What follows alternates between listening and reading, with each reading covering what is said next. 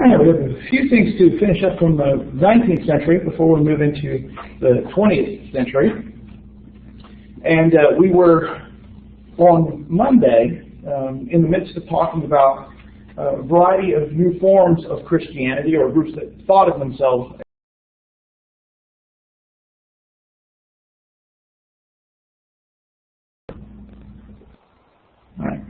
Let's go from there. All right, so we were in the midst of talking about these new forms of Christianity, and we were in the process of talking about Mormonism as we were finishing up on Monday. And, you know, starting with this idea of new revelation, and that's what the Book of Mormon purported to be.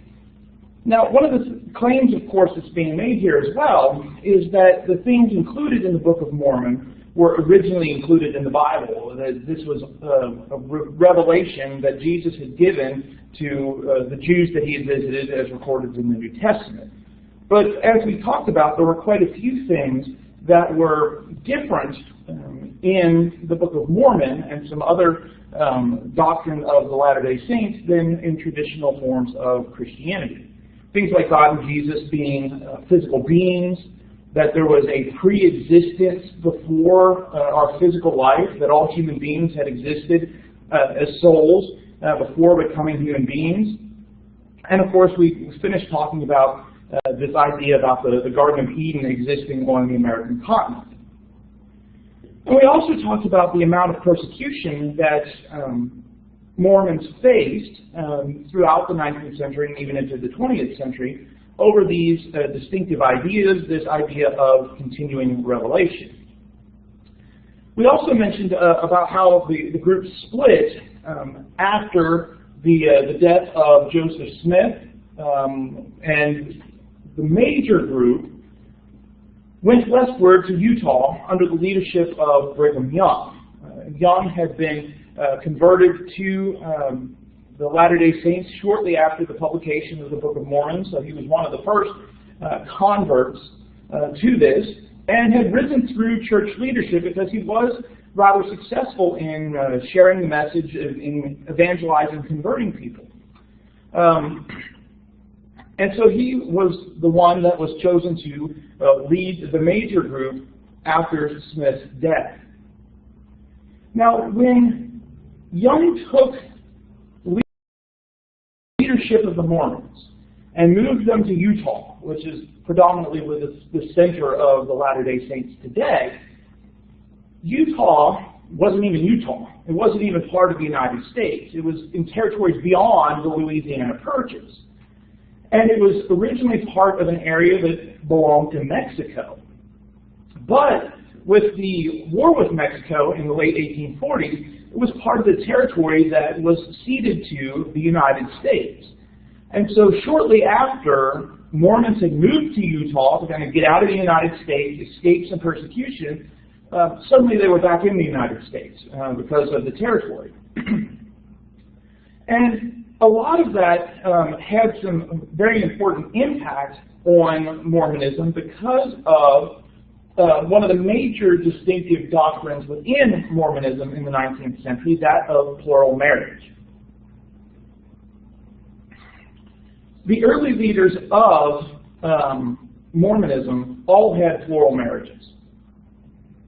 Young had at least 3, probably more, some estimates as high as 55 different wives.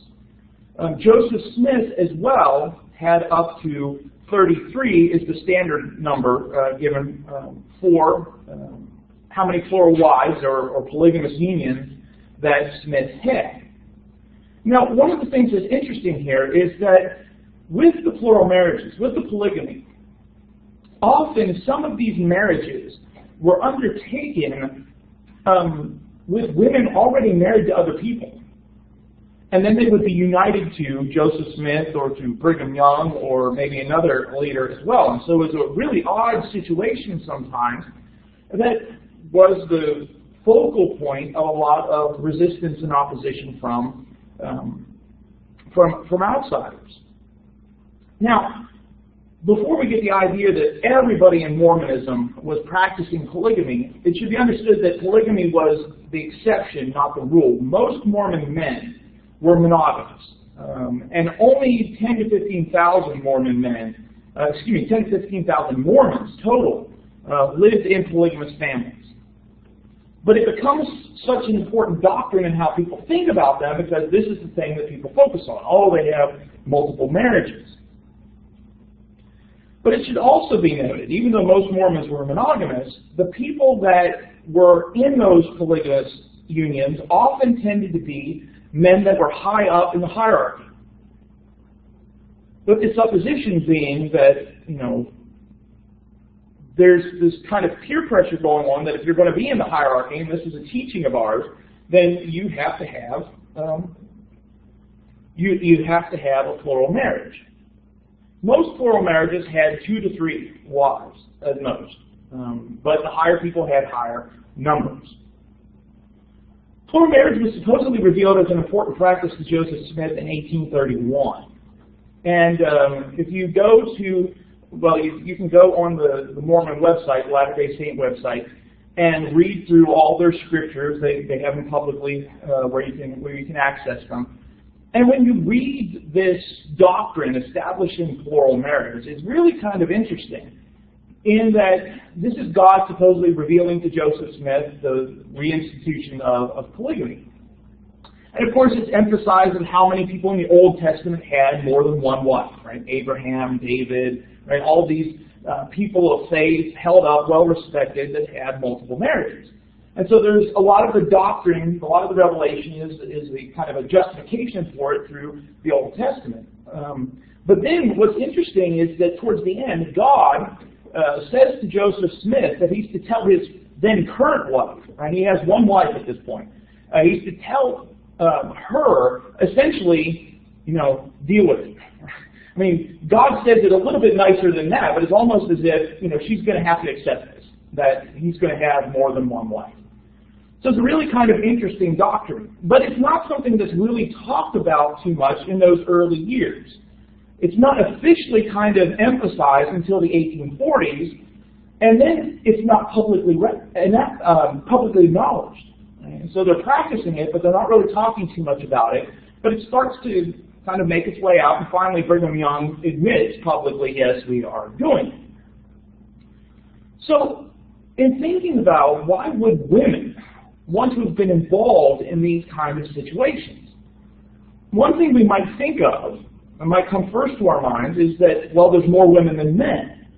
Because in a lot of religious groups, especially within Christianity, but in general in religious groups, there tends to be more women than men. This wasn't the case, though, with early Mormonism. There was about an equal number of men and women in early Mormonism. So it's not that there's a lot of women and very few men.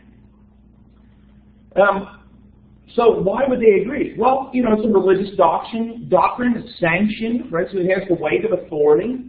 It provided the opportunity for poor women, widows, to have someone to marry that was successful and wealthy. Plus, there would have been the pressure from families, right? If you marry the prophet of God, right, Joseph Smith, or if you marry Brigham Young, that's going to have a lot of, bring a lot of influence for our family. And then there's the notions of motherhood that were present in Mormonism. The U.S. government, however, moved several times to try and suppress the practice of plural marriage. In 1862, Congress passed a law making polygamy illegal. In 1872, Brigham Young was arrested, and the charge he was arrested on was unlawful cohabitation. Right? Because there's only one marriage that's officially recognized, but he's living with all these women as wives, and a very moral issue at the time that might not necessarily have been an issue as much today, but he's arrested. It's later dropped. So even that's got pushed too far. 2 more times, Congress tries to pass anti-polygamy laws. But the problem becomes enforcing it, right? Catching people that are in these unions. And in fact, the Mormons kind of created a system where they would help polygamous families escape to Mexico or escape to Canada, where there weren't the same kind of issues. And so there's kind of this attempt by Mormons themselves to make sure that the people that are practicing polygamy escape arrest. In 1890, the president of the Latter-day Saint Church, the leaders called the president, released a revelation called the Manifesto. And essentially the document, again, is claiming to be a revelation, was that the church no longer sanctioned polygamy. That it had been for a purpose, been for a time, but it was now no longer needed. 6 years after that, Utah finally becomes a state. There's some supposition that Utah had become a Utah territory with the end of the war with Mexico, but Utah had met all the criteria to become moved from a territory to a state, but there's this polygamy issue. And so once that's kind of out of the way, Utah finally makes its way into statehood. I skipped over a couple other distinctive doctrines just to kind of give you some ideas. We talked about plural marriage. Also, distinctive doctrine of Mormonism, still practiced today, is the celestial marriage. The celestial marriage is a sealing of a marriage for all eternity. Because there's the belief, of course, of an afterlife.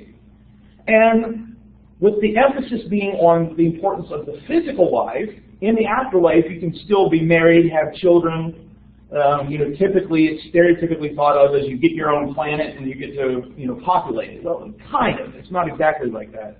But this idea of this bond for eternity. And so even though even in the times of plural marriage, you might only be celestially or eternally sealed to one person.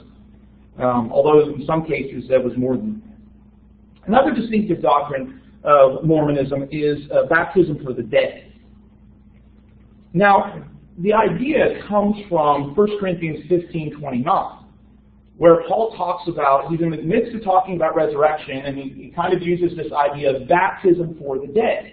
Now, why are people being baptized for the dead if the dead aren't raised? Well, if you've taken class on 1 Corinthians, or you've read 1 Corinthians, if you pull up 1 Corinthians commentary, we have no idea what Paul's talking about. All right? There's no other explanation for baptism for the dead in any other extra New Testament doctrine, any other New Testament teachings. So we don't know what Paul's talking about, except for him to say, people are doing this because they actually believe in the resurrection for the dead. So that's where the term comes. But the Mormon practice of baptism for the dead was essentially the idea that all people should have the opportunity to hear the gospel. Which, okay, so far, so good. But the idea is that living individuals, can be baptized on the behalf of somebody who is dead. So you're kind of being baptized by proxy. You're being baptized in the name of. They're not actually digging up dead people and putting them underwater. You're being baptized for somebody else. And this practice, too, started very early, which is why genealogies are so important for Mormons, because they want to try and make sure that everybody in their family, their ancestors, has had the opportunity for salvation. And baptism being very important for salvation for Mormons as well. Now, the supposition is that people still have a free choice, right? So you're being baptized for Great Aunt Margaret. Right? Well, in the afterlife, Great Aunt Margaret is kind of given the indication that, all right, this person's been baptized for you. Do you want to accept this or not? Right? So there's still the choice of the acceptance of the baptism. But this is the idea is to try and make sure your ancestors will share in the benefits of the afterlife. Now, Mormons have been baptized not just for the family members, however. People baptized with famous people. In recent years, one of the areas where this practice has come under a lot of controversy is where Mormons have been baptized on behalf of Holocaust victims. So Jews. And a lot of Jews have found that very offensive because it's almost as if Mormons are trying to co-opt them when they died in the Holocaust because they were Jewish. And so, that's one of the controversies in recent years, within the past decade or so, is this issue over baptism for the dead. Despite the persecution early Mormonism faced, Mormonism has continued to grow. We talked about on Monday the number somewhere around 14 million today, maybe a little bit higher than that. At what point it was the second fastest growing religion, just because of its size. It took from 1830 to 1930 to hit 1 million members. Right? So it took 100 years to hit 1 million members.